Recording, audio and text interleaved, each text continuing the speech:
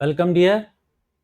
हम last video में Lenz's law पे क्वेश्चन कर रहे थे, तो उसकी कंटिन्यूएशन में मैंने ये दिया है कि if increasing current is flowing through the straight conductor, find direction of induced current in coil lying near it. एक स्टेट कंडक्टर में से इंक्रीजिंग करंट फ्लो कर रहा है, तो इसमें से जो कॉइल जो इसके पास पड़ी उसमें करंट की डायरेक्शन क्या होगी। तो देखो, मैंने इंक्रीजिंग करंट बोला, राइट हैंड थंब रूल से जो मैग्नेटिक फील्ड होगा इस करंट कैरिंग कंडक्टर का, मैग्नेटिक इफेक्ट में आपने पढ़ रखे हैं, कैसे होगा, आउटवर्ड आएगा। If this coil is lying in the plane of this board, then magnetic field produced by the state conductor will be perpendicularly outward of the plane of the board, perpendicularly outward। तो applied field तो मैंने dot से दिखा दिया, perpendicularly outward. तो increasing flux है, Lenz's ने क्या बताया था, इंक्रीजिंग फ्लक्स को ये अपोज करेगा by inducing flux opposite to the increasing flux. तो जो इंड्यूस फ्लक्स है इस अप्लाइड फ्लक्स के अपोजिट में, तो वो अंदर आएगा। तो अगर फ्लक्स अंदर जा रहा है तो करंट किस तरीके से इंड्यूस होगा, ये तरीका होगा, एंटी क्लॉकवाइज बन रहा है, इसमें क्लॉकवाइज होगा। ये जो मैग्नेटिक डाइपोल है इसमें क्लॉकवाइज अगर होगा तो साउथ से नॉर्थ आती है मैग्नेटिक लाइंस। तो ये मैंने रेड से क्रॉस से अंदर की तरफ दिखा रखा है। तो यानी कि अप्लाइड फ्लक्स और लेंजिस लॉ के हिसाब से इंड्यूस फ्लक्स अप्लाइड के अपोजिट होना चाहिए, तो आपने क्रॉस दिखा दिया। तो क्रॉस के हिसाब से अगर मैं इस कॉइल का फील्ड क्रॉस बनेगा तो इसमें डायरेक्शन ऑफ करंट क्या होगी, वो आप यूं दिखाओगे। आप डायरेक्शन, मैग्नेटिक फील्ड अंदर जाए तो इसमें क्लॉकवाइज आएगी। दूसरी असाइनमेंट, ये असाइनमेंट आपके लिए, अगर इसी क्वेश्चन में इंक्रीजिंग फ्लक्स के बजाय डिक्रीजिंग फ्लक्स में डिक्रीजिंग करंट में पूछ लेता है, इंक्रीजिंग करंट के बजाय, if in the above question decreasing current is flowing through the coil, decreasing current जा रहा है, तो इसी कॉइल, जो एक कॉइल इसके पास पड़ी है, उसमें डायरेक्शन ऑफ इंड्यूस करंट क्या होगा, ये आप अपने आप करके देखेंगे। डिक्रीजिंग करंट है तो डिक्रीजिंग फ्लक्स होगा, होगा तो आउटवर्ड ही, लेकिन डिक्रीजिंग होगा। तो डिक्रीजिंग फ्लक्स को ये कैसे अपोज करेगा, ये आपने बताना है, और इसमें डायरेक्शन ऑफ इंड्यूस करंट भी आपने बतानी। तो इस टाइप के क्वेश्चन ये बोर्ड में आए हुए क्वेश्चन है। ऐसी ही कोई एक हमने कॉइल सस्पेंड कर रखी है, यूनिफॉर्म मैग्नेटिक फील्ड, और उसमें से परपेंडिकुलर डायरेक्शन में उसका मैग्नेटिक फील्ड जा रहा है 10 टेस्ला का, इसका यार रेडियस है 10 सेंटीमीटर। तो अगर मैं इस कॉइल को 180 डिग्री से रोटेट करा दूं तो इसमें ईएमएफ इंड्यूस क्या हो जाएगा, 10 टेस्ला दे रखी है आपको, रेडियस आपको 10 सेंटीमीटर है, तो आपको पता है φ1 पहले एंगल क्या बन रहा होगा, 0, और बाद में 180 डिग्री, तो φ1 आपके पास आ जाएगा BA cos 0, φ2 आपके पास आ जाएगा BA sin cos 180, cos 180 क्या होगा, माइनस BA φ2, और ये BA आपके पास आ जाएगा। तो इधर माइनस BA, ये BA, तो इधर वैल्यू रखने के बाद आपके पास आ रहा है 2BA/T। आपको यहाँ पे टाइम भी दे रखा है 3 मिली सेकेंड। एरिया आपको पता ही है कैसे निकालेंगे, आप πr² से एरिया निकाल लेंगे, कैलकुलेशन आप अपने आप करेंगे। इस तरीके से EMF, E stands for EMF air not electron, EMF 2BA/T आपके पास आ जाएगा। ये सिंपल से क्वेश्चन इसमें आते हैं।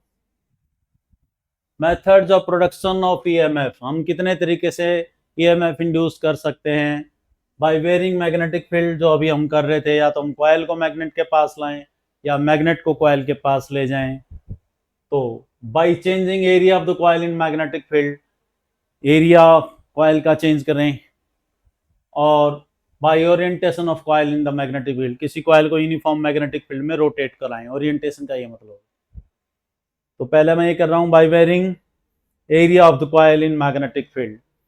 मैंने कोई कॉइल PQRS ले लिया, इसमें लिखा है कंसीडर कॉइल PQRS, और इसको मैं v वेलोसिटी से बाहर ड्रैग कर रहा हूँ आउट ऑफ द फील्ड। ये coil plane of the board में लाई कर रही है और क्रॉस से मैं pointing inward, magnetic field perpendicular to the plane of the board pointing inward.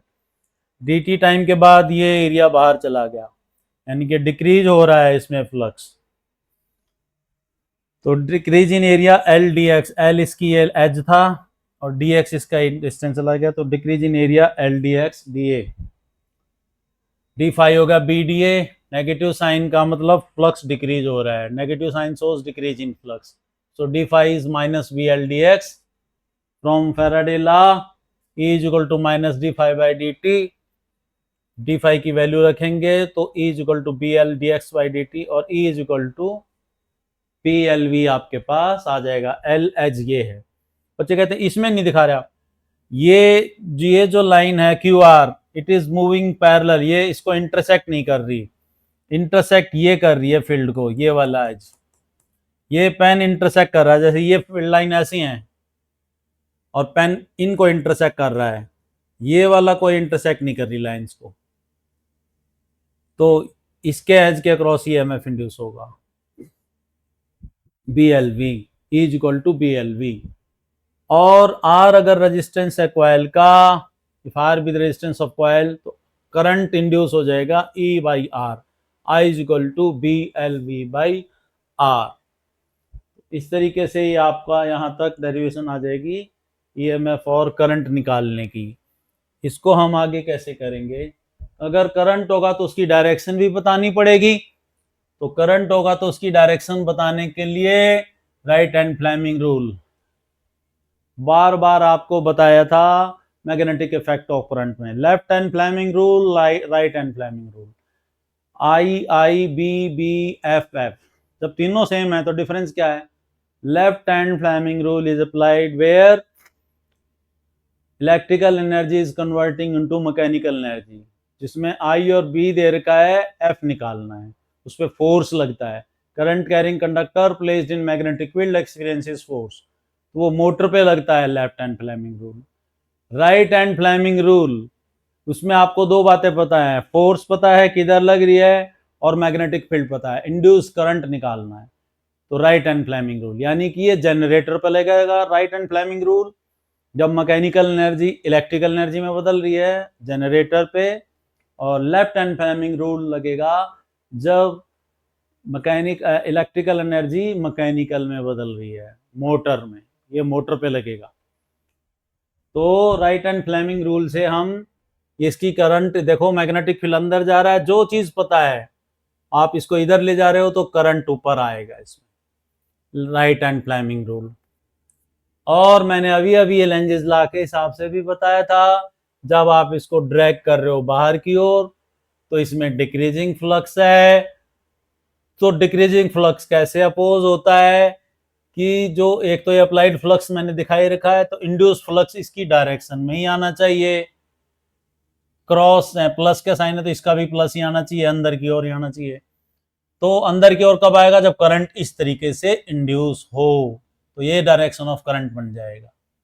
एक बात मैंने यहां लिखी राइट हैंड फ्लेमिंग रूल, बच्चे कहते सर इस पे लगाएं तो राइट हैंड फ्लेमिंग रूल तो ऊपर आ रहा है, राइट हैंड फ्लेमिंग रूल उस पे लगाना जहां पे मैग्नेटिक फील्ड लाई कर रहा है, इसमें तो है ही नहीं मैग्नेटिक फील्ड, यहाँ तो है ही नहीं, तो you have to apply this right hand Fleming rule on the conductor which is lying well inside the field, जो फील्ड के अंदर है उस पे लगेगा। तो लेंजेस लॉ से भी बता सकते हैं और राइट हैंड फ्लेमिंग रूल से भी बता सकते हैं।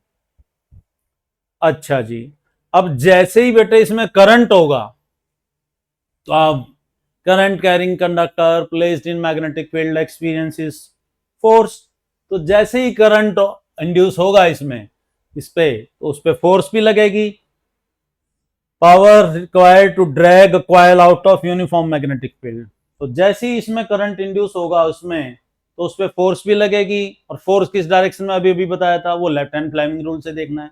अगर इसमें करंट ऊपर की ओर इंड्यूस है, मैग्नेटिक फील्ड अंदर है, तो फोर्स दिखाने के लिए कौन यूज करते हैं, left hand Fleming rule, force.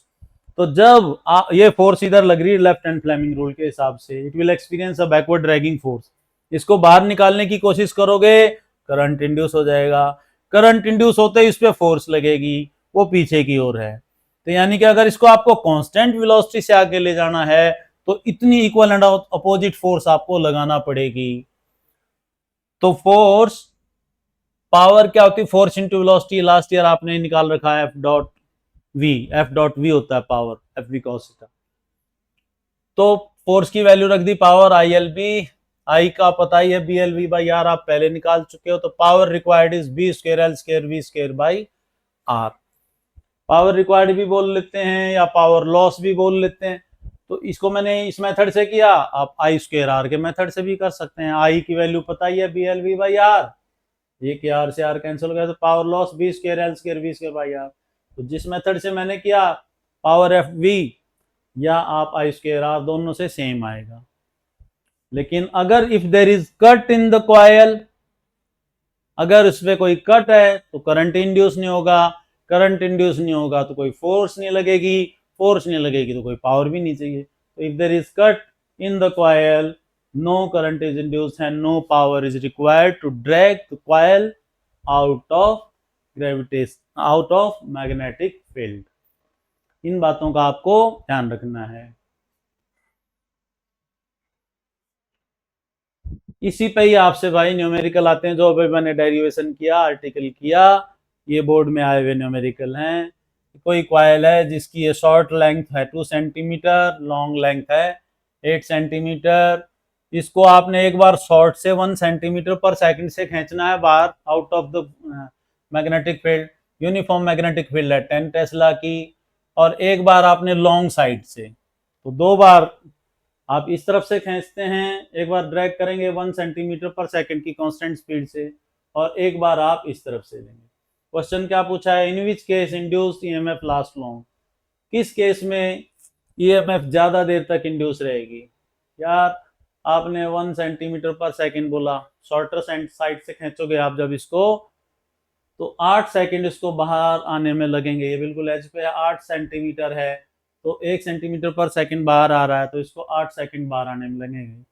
Shorter side से पुल कर देंगे तो 8 सेकंड बाहर आने में लगेंगे। लॉन्गर साइड से पुल करेंगे तो इसको 2 सेकंड बाहर आने में लगेंगे। मान लिया हम एज पे ही मान के चल रहे हैं इसको, तो ये 2 सेकंड लगेंगे बाहर। तो शॉर्टर साइड से जब हम खींचेंगे तो 8 सेकंड तक रहेगा इसमें ईएमएफ। मैग्नीट्यूड ऑफ ईएमएफ निकालना है तो भाई सीधा फार्मूला है ईएमएफ का, फार्मूला निकालने का बीएलवी। लॉन्गर साइड दे रखी है तो एल 8 हो जाएगी, वी पता ही है वी 1 सेंटीमीटर फिक्स है, तो एक में एल 8 हो जाएगी। इधर से जब खींचेंगे एल 8 हो जाएगी, शॉर्टर साइड से खींचेंगे तो एल 2 रह जाएगी। तो इस तरीके से आप ईएमएफ निकाल लेंगे, दोनों केस की ईएमएफ। लॉन्गर साइड से पुल करने में ईएमएफ क्या होगी और शॉर्टर साइड से पुल करने में ईएमएफ क्या होगी। ईएमएफ आपने निकाल ली। ठीक, क्या पूछा है आपसे, अगर कोई कट ही नहीं है कॉइल में तो रेजिस्टेंस कॉइल का दे रखा है तो करंट भी निकाल सकते हैं। जो आपने ईएमएफ निकाली, आर से डिवाइड कर दो तो करंट आ जाएगा। दोनों केस में, दोनों केस में करंट आएगा। तो अब ये पावर लॉस का फार्मूला आपने आई स्क्वायर आर से भी कर सकते हैं और B square L square V square upon R से भी। इस तरीके के 3 नंबर में न्यूमेरिकल आप आसानी से कर सकते हैं। बोर्ड में आते हैं ऐसे न्यूमेरिकल आपके पास इंड्यूस्ड ईएमएफ के कॉइल के। अगर कट लगा रखा और फिर कहे कि पावर लॉस है, if there is cut in the coil, तो इसमें कोई पावर लॉस नहीं होगा। जैसे आपने ये बीएलवी का किया, ऐसी अगर कोई यूनिफॉर्म फील्ड में कोई रॉड रोटेट कर रही है, rod in a direction perpendicular to the direction of magnetic field, तो उस रॉड के एंड्स के अक्रॉस ईएमएफ क्या होगा, रॉड के एंड्स के अक्रॉस ईएमएफ क्या होगा। तो आपको पढ़ रखा है लास्ट ईयर सर्कुलर मोशन और लीनियर मोशन में relation. Omega constant angular velocity से रोटेट कर रही है एल लेंथ की रॉड, तो ये तो यहाँ पे तो एच 0 है इसकी वेलोसिटी, यहाँ पे मैक्सिमम है 0 प्लस एल ओमेगा बाई 2, तो वी एवरेज निकाल लिया, हाफ एल ओमेगा आ गया। ईएमएफ का फार्मूला हमने लिया, बी एल वी लेते हैं तो यहाँ पे लेंगे हम वी एवरेज, वी एवरेज की वैल्यू हाफ एल ओमेगा लिखेंगे, तो ईएमएफ रॉड की एंड के क्रॉस आ जाएगी half B L square omega. तो इसके हम न्यूमेरिकल करेंगे, तो इसके बाद जो है नेक्स्ट आर्टिकल जो ओरिएंटेशन ऑफ कॉइल के कारण जो ईएमएफ इंड्यूस होगा किसी कॉइल में, बाकी नेक्स्ट उसमें। Thank you.